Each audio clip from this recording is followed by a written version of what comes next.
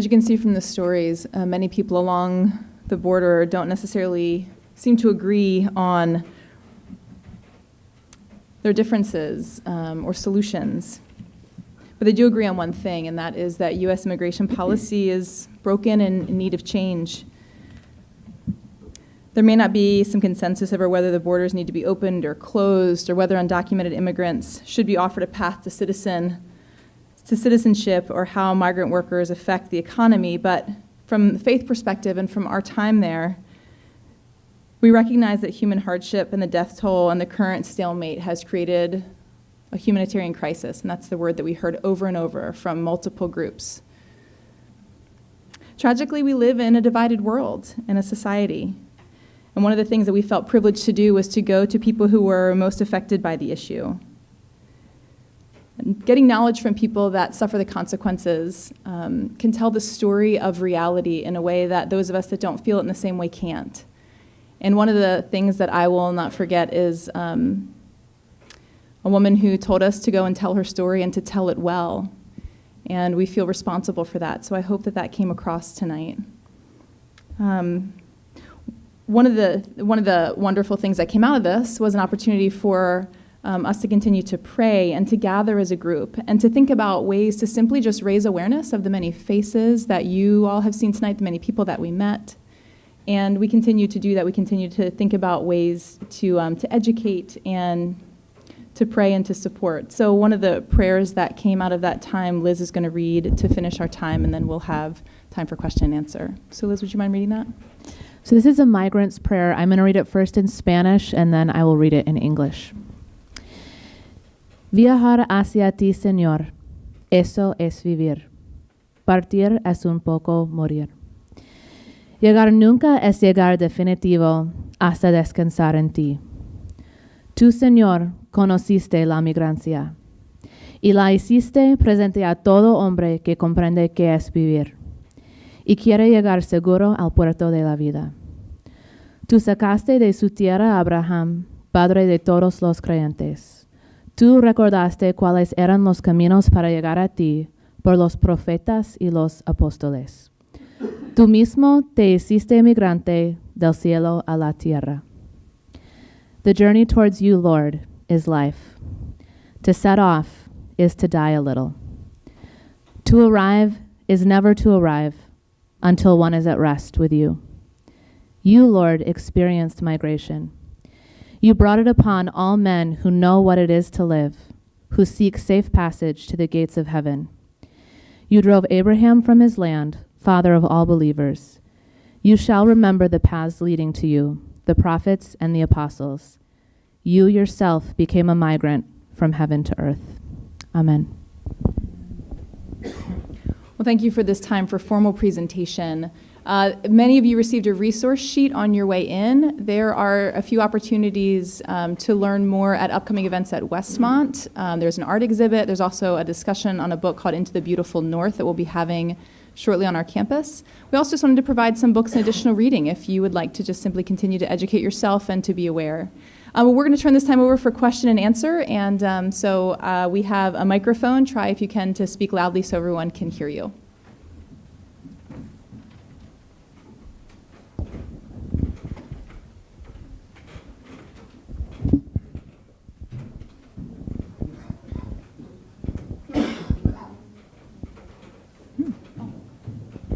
Yes. Did you ever find the missing person that you went to look for? Oh. Yeah, I'm going to repeat her question. She asked if we ever found the missing migrant that we were looking for. Oh, this missing teenager. And the answer is we did not find him, but Border Patrol found him later that day, which was actually a huge answer to prayer. When we got done doing our search and we went back to our cars, there were Border Patrol cars all across the road right where we had been, so they were searching in a very similar area and had found him.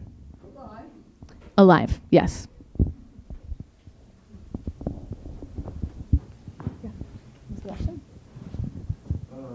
I'm not a student of history. I've been a technology computer guy, but in the history I had in college, university, it said that Abraham Lincoln had a dream of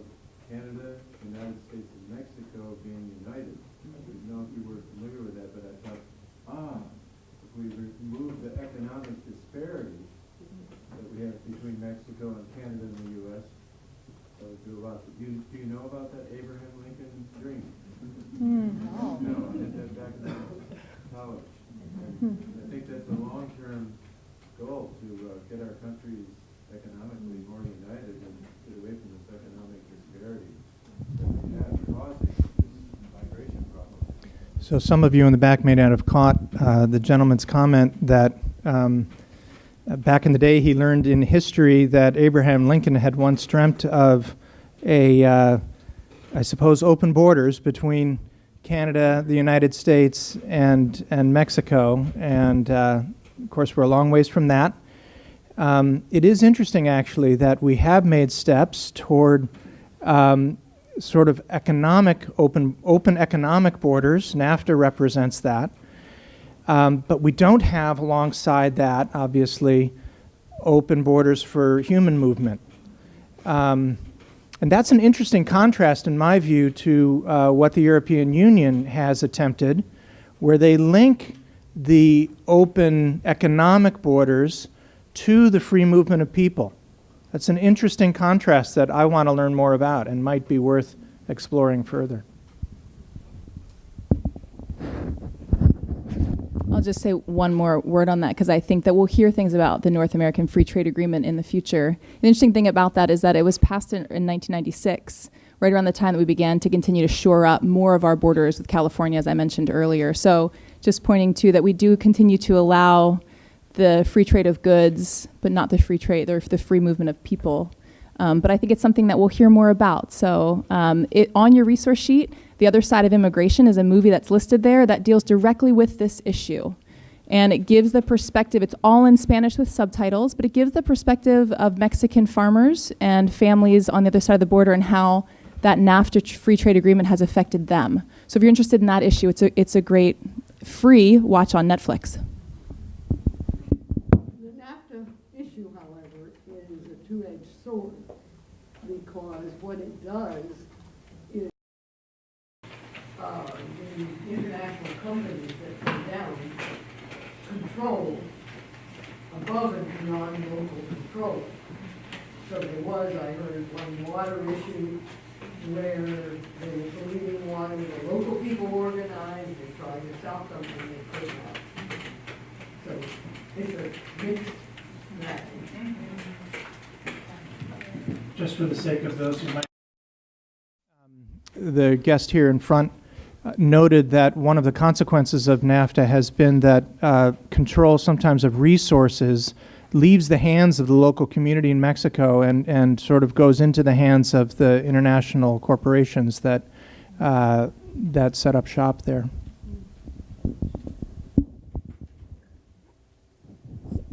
Yes. You mentioned that defendants are coached to plead guilty.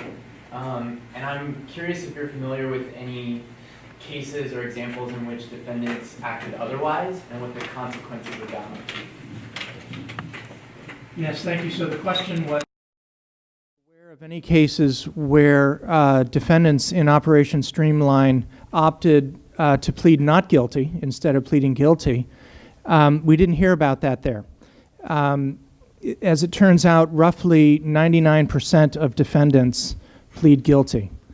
One of the reasons for that is that it's made clear to them that the consequences, the likelihood of winning the case is slim, and the consequences have been made quite severe.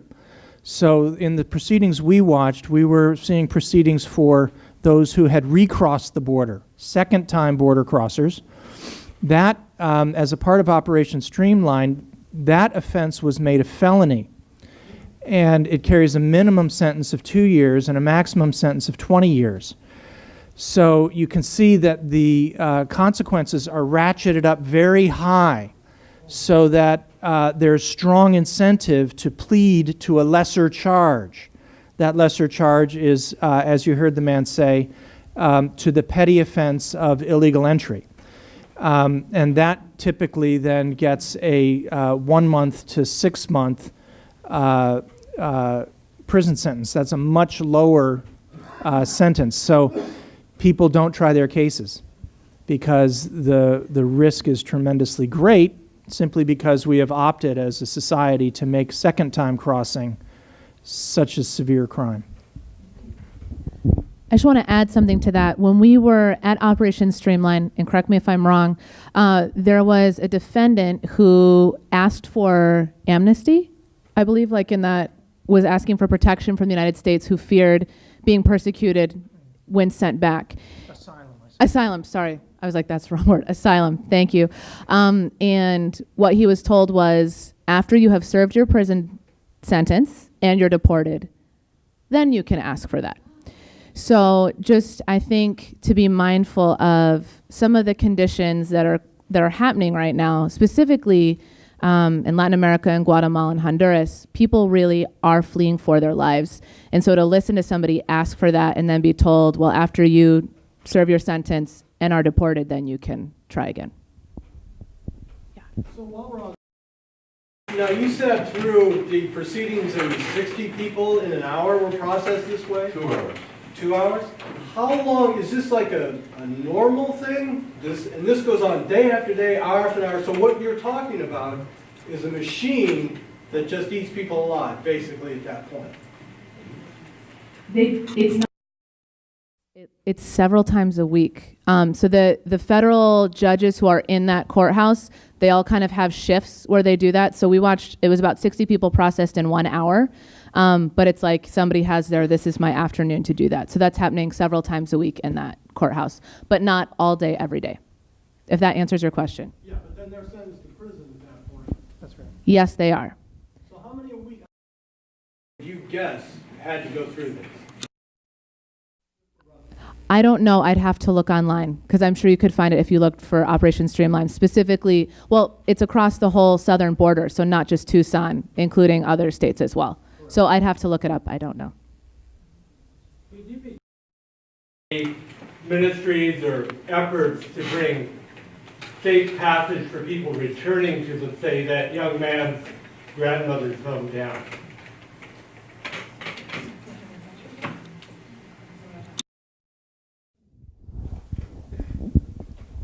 The Mexican government will provide people with bus tickets. So if you're a Mexican national, Grupo Beta would give you a bus ticket to get back, put you on a bus and send you back to wherever your home city was. I'm going to let somebody else talk about sanctuary because I'm suddenly foggy on details. Sure. I want to make sure I understood your question. Are you asking about faith group responses, churches at the border, or can you? It could include, yeah, faith group, for example, Sure. if you're not a Mexican national, you're from Honduras, or you're from Nicaragua. Yeah. Sure. You know, how do you have any chance of safe passage back to your home country? What's provided? Yes, the short answer is very little. So you're not dropped off with resources. And one of the people that we talked with was brought to a town that he'd never been before, quite far away from where he had lived. And so it's, I'm not sure how Grupo Beta has some resources, and I don't believe that they discriminate by nationality. But we didn't necessarily hear of someone who was given the opportunity to travel back to their home. That was not a provision that we heard anyone say was made for them by any group or by any government program. Because currently the response of the United States is it doesn't really matter what country you came from in Central America, we're going to dump you over the border into Mexico and you figure it out from there. And let me just add to that one of the tactics that has been employed with the increase of attempted crossings is to take people who are detained trying to cross near San Diego, Tijuana, and taking those people to the border near Tucson so that they have less of an opportunity to gain resources to try to recross. So there's actually a program in place so that people are not brought back to an area where they would have networks and resources, but rather trying to displace them as a tactical way to keep them from trying to cross again. There is some support in the desert from this organization, Samaritans, who Liz talked about, who we walked out with. But even they are not allowed to transport people. That's a felony. So they can give them food, they can give them water, they can provide medical aid. But and they can't give directions and they can't transport people. Those are criminal activities. So when we talked with Bob Key, who was our host with Samaritans when we were there, He told us specifically he can ask migrants, do you know where you are? But they can't say, go this direction, this far, go here, because that's considered aiding someone, considered a felony. That's directly, but I just want to kind of add to this. There are churches that are responsible. And we have an image of one of those, I think. Is it? Do we? Oh, unless we put it back. Now you get to see all the extra beautiful images that we had. That was it. Go back. Bam, bam. That's south side. Oh. Well, I will find it. You keep talking. I'm not sure that you need an image, but if we do have one, some of the beautiful stories that we had an opportunity to hear were from faith-based groups that were reaching out and providing provisional needs for people, both spiritually as well as physically, and even at times providing those people a place to stay while they were trying to figure out what would happen to them legally and with their families. And so that was a part of I think, a privilege we got to hear. And the movement of churches that began doing this in the U.S. actually began at that place. So we had a chance to hear some people that were thought leaders within the Christian faith culture that really cared deeply about this and really lived trying to reach out to people who showed up at their doorstep with very little. And I should also be clear, Don Francisco and his wife Hilda were feeding people at the border and giving 34 of them a night beds, but the needs are overwhelming in most border cities. So they were able to do a tiny bit.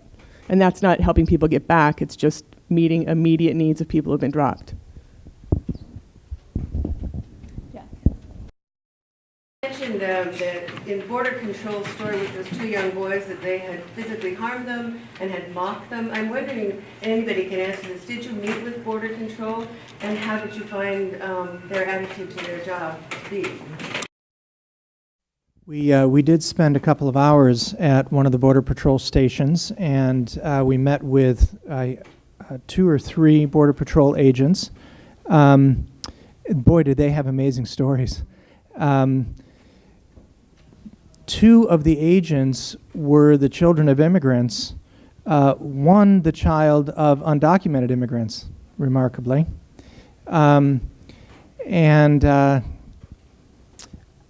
As Sherry said, our impression of really these young people was of caring people. They were quite proud of their weapons. That left me a little uncomfortable. But you know, they seemed like fine young people. They were also a part of the public affairs dimension of Border Patrol. So we were certainly encountering Border Patrol's best and brightest.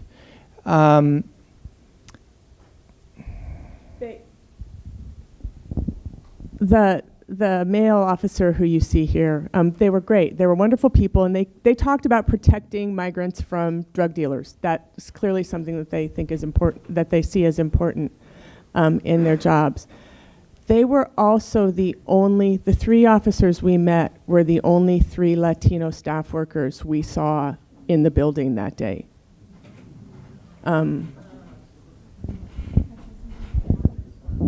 One of the, if I were to share what was a moving experience for me, it was walking through the Border Patrol agency and seeing all of the deterrents against suicide and depression. It's very clear from their stories that at least the Border Patrol agents that we met, one choosing to share very quietly with 2 or 3 of us their own crossing over story. It's very clear that they live in conflict, many of them, trying to enforce policies that they themselves may have strong feelings about or that may impact them personally. But it was on the bathroom stalls, it was all around the doors, deterrence and programs against suicide. I mean, very, very clear images.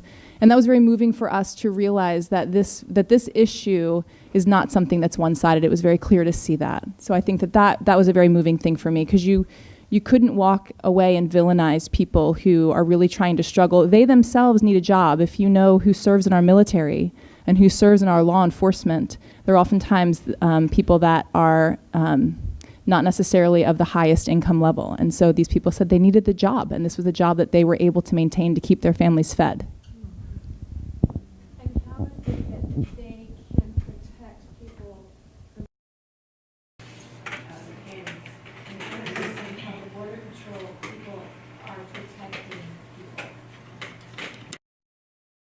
Border Patrol protecting economic migrants from those who are running drugs and that type of thing. I think my understanding would be just because they do so much work with confiscating drugs and apprehending those who are crossing the border with drugs, that the more they're able to kind of remove those individuals, they feel that they're making it safer for those who are crossing the border.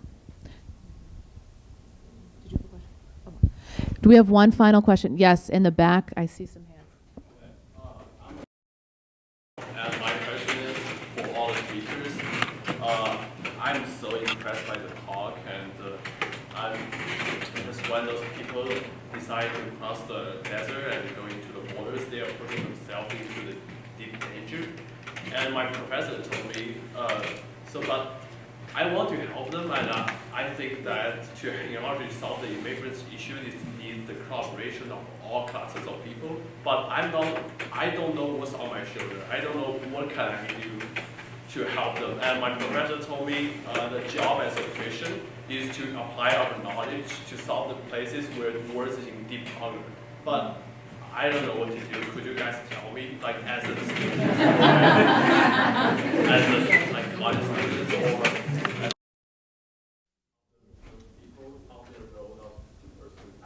Great. Thank you, Kevin. Kevin is a student at Westmont who's an international student from China, correct? Yes, okay. And he was just saying, hey, how can I, as a student, what can I do? How can I help? How can I be a part of the solution? So I have some ideas, but the rest of you may as well. I think one of the big things is to educate yourself beyond just reading what gets posted in somebody's Facebook feed, but actually do some real research and find out what are the laws, what are the policies. I think specifically educating yourself, what are some of the common questions people ask, such as, this is what I hear all the time, why can't they just cross the border legally? And I promise you all, if you do some research and you learn what that process is and how long it takes, and you realize it is actually virtually impossible to legally cross over unless you are incredibly wealthy, there is not a legal option for you to do that. So it's to start to educate yourselves about some of those things, policies. I also think, Kevin, for you, and in a community like Santa Barbara, we have a lot of Latino brothers and sisters in here, in this area, and there's a lot that we can be doing to support them, to hear their stories, to support their family members who may not be documented. There's organizations in our own community, like Immigrant Hope, that are providing resources and wanting to educate individuals so they know their rights and so that they are aware of what the laws are that apply to them.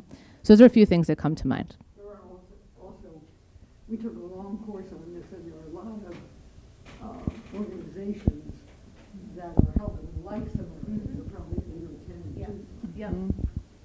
And Kevin, you'd be welcome to see us afterward to continue that. We have time for just one more question, and I'm going to take someone here who hasn't asked a question yet in the... Yeah, done a good job of describing the issues, but having spent this time and effort, what are the 2 or 3 ideas that you would put forward that you would change to improve the situation?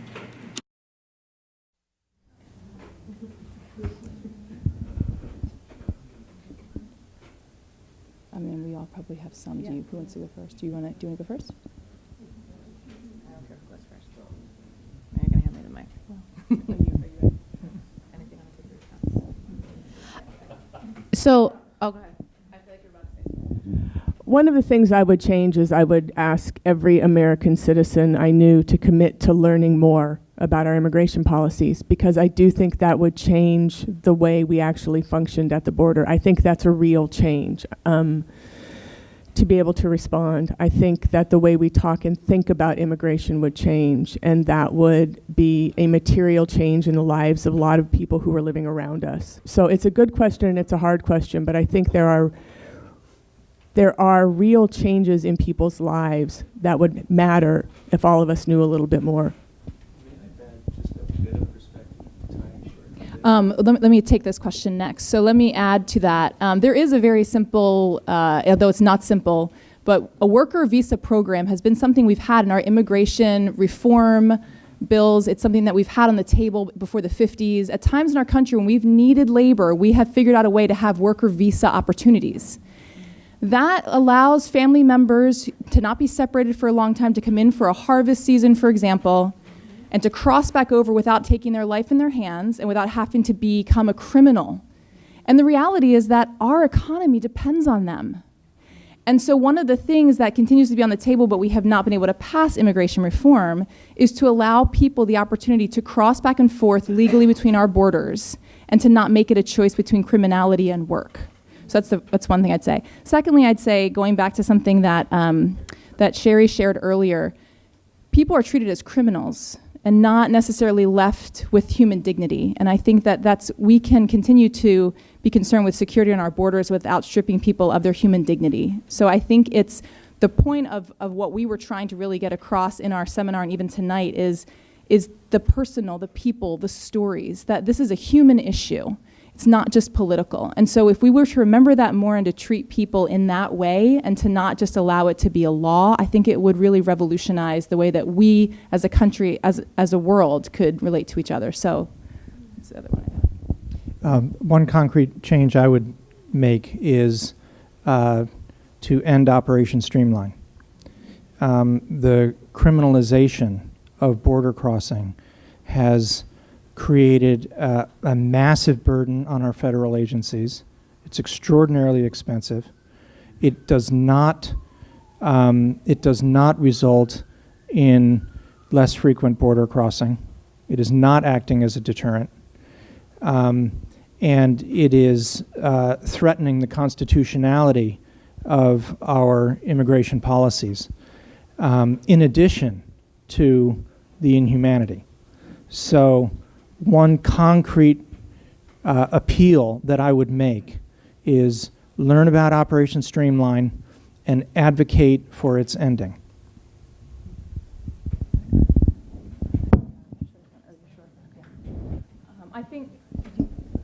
I think we're well over time. Thank you. I'm sorry we don't have time for more comments. We'd love to talk with you afterwards. Thank you so much for engaging this issue.